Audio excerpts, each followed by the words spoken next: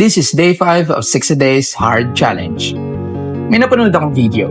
Ang sabi dun sa video, if you show up every day, the result won't have a choice. Ulitin ko.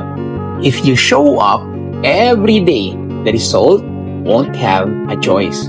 So, ang pagkakaintindi ko sa kanya is pag pinagpatuloy mo araw-araw yung mga ginagawa mo, nahihirapan ka, nasasaktan ka, napapagod, o natatakot, lahat ng challenges in life, once na natili ka at pinagpatuloy mo pa rin, bibigyan ka talaga niya ng magandang resulta.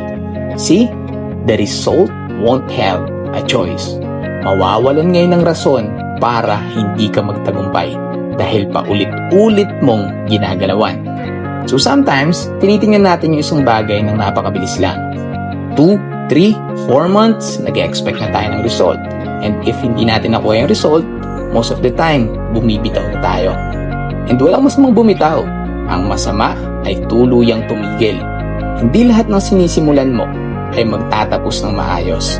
Kadalasan, it's just part of the journey. Part of the lesson, parte na kung saan hinuhubog ka sa mas malaking bagay.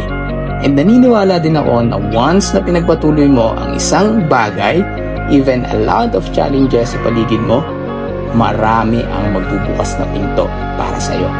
Hindi madamot ang mundo sa mga taong hindi natatakot magsimula ng paulit-ulit. Hindi nga lang siya mabilis, pero siguradong meron.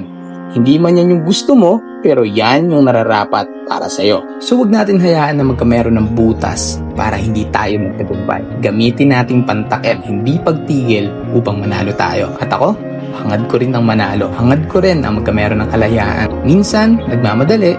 Minsan naman, halos ayaw gumalaw. Subalit, nangingibabaw pa rin ang hindi paghinto.